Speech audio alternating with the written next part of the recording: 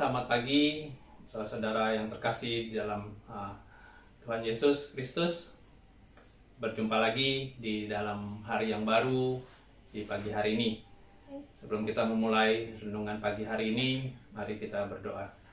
Tuhan Yesus, kami mengucap syukur untuk satu hari baru yang Tuhan tambahkan dalam hidup kami. Kami percaya Tuhan, Engkau juga menambahkan kasih karunia, Engkau juga menambahkan hikmat dan kebijaksanaan buat kami.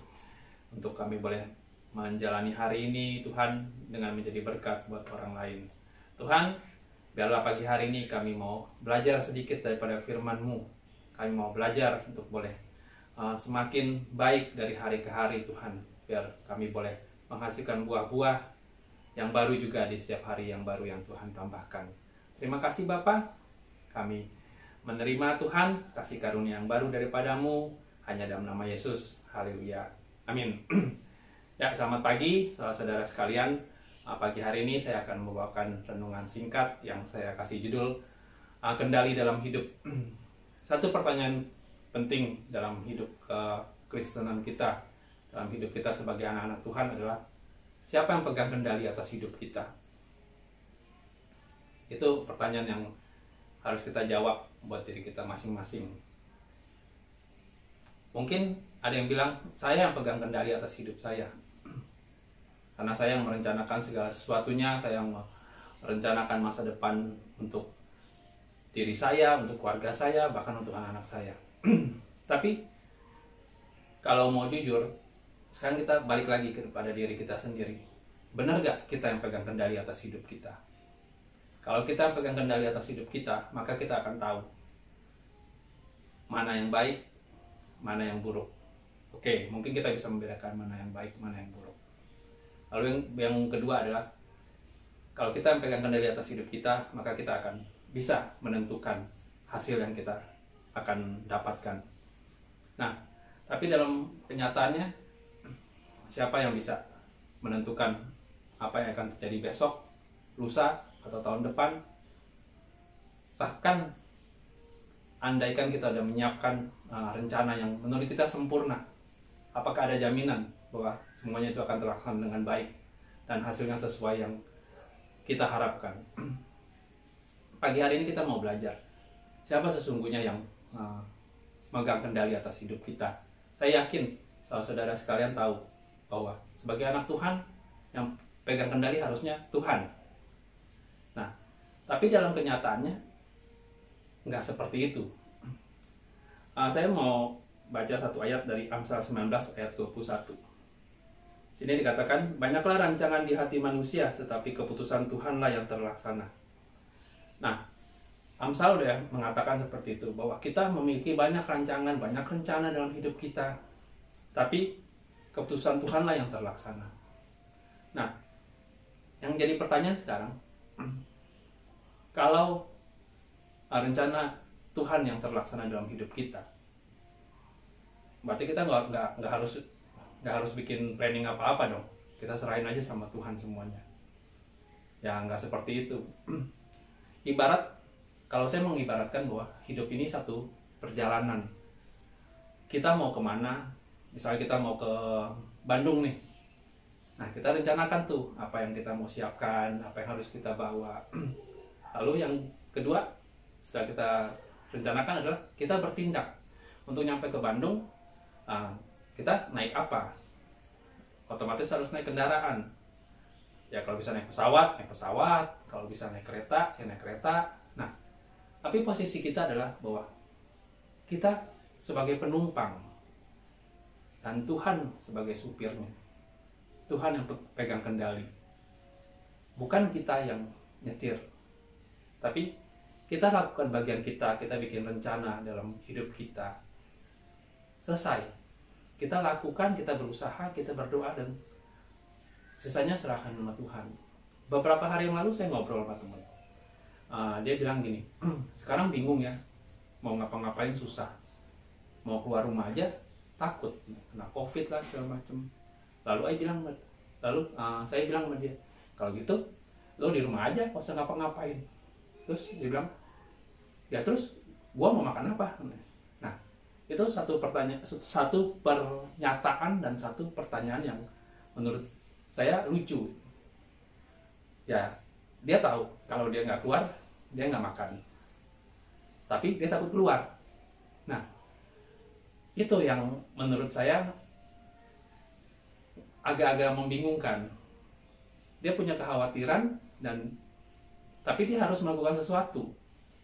Sebelakang ini saya banyak melihat bahwa akibat COVID ini banyak orang takut melakukan hal-hal yang seharusnya dia lakukan. Ya, puji Tuhan kalau kita nggak seperti itu.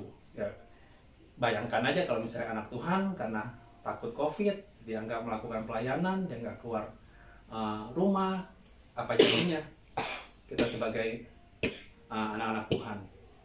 Nah, sekarang kita bisa merencanakan, kita bisa merancang segala sesuatunya, tapi sesungguhnya yang pegang kendali bukan kita.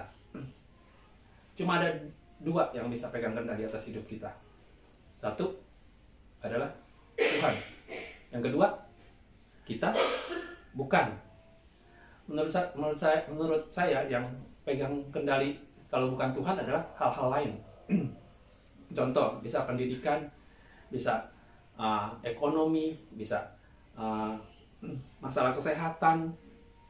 Ibaratnya gini nih, kalau ibaratnya kita udah merencanakan usaha kita udah merancangkan dari A sampai Z, lalu kita berusaha melaksanakannya, tapi kita nggak menyerahkannya sama Tuhan.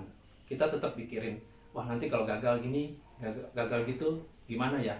Kalau nanti rencana A ini gagal, gue harus ngapain ya? Nah, maka yang memegang kendali atas hidup kita bukan Tuhan lagi, dan juga bukan kita. Tapi apa yang menjadi pergumulan kita untuk masalah itu.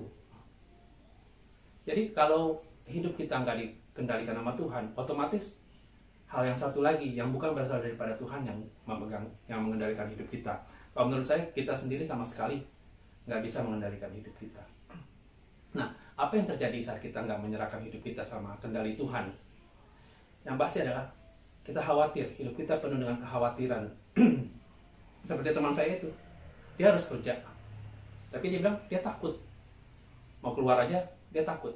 Nah, itu udah merupakan satu hal yang sebenarnya sebagai anak Tuhan kita nggak boleh mengalami itu. Sebenarnya kenapa sih kita bisa mengalami hal-hal seperti itu? Kalau menurut saya, kebanyakan sumber khawatir atau sumber stres yang dihadapi orang adalah karena posisinya bertentangan sama kehendak Tuhan. Mereka mencoba mengendalikan hal-hal yang semestinya hanya bisa dikendalikan Tuhan. Jadi kita berusaha menjadi Tuhan atas hidup kita sendiri, dan itu nggak mungkin.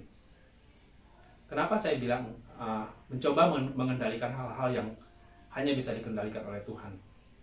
Contoh lah, kalau sekarang ini masalah corona, kita udah jaga prokes, kita udah mengikuti semua segala macam, udah vaksin segala macam.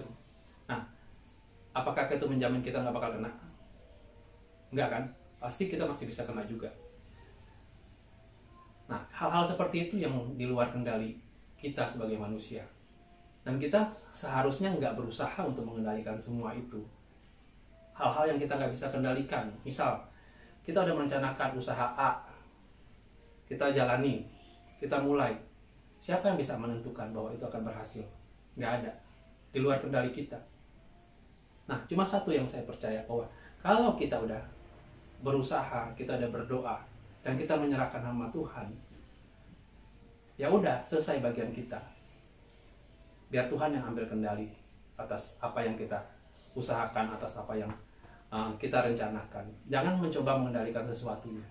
Jangan mencoba mengambil porsinya Tuhan. Saya juga bilang sama teman saya itu, udahlah, lu gak usah pusing, lu lakuin aja bagian lo, jaga prokes, lo juga harus berusaha ngidupin anak istri lo, berdoa aja, serahin sama Tuhan. Kalaupun kita tertimpa satu hal yang buruk, saya percaya itu bukan karena kita nggak beriman sama Tuhan. Ingat loh, bahwa iman kita itu bukan ditentukan dari apa yang baik yang Tuhan berikan dalam hidup kita. Kadang-kadang Tuhan izinkan hal-hal yang buruk, yang nggak sesuai sama harapan kita terjadi dalam hidup kita. Nah, saat itulah iman kita diuji, bisa nggak kita tetap bilang, oh Tuhan baik? Saya suka satu quotes yang berkata, if God bring you to it, He will bring you through it. Artinya, kalau Tuhan bawa sesuatu hal ke dalam hidup kita, maka Tuhan juga akan bawa kita melewati hal itu.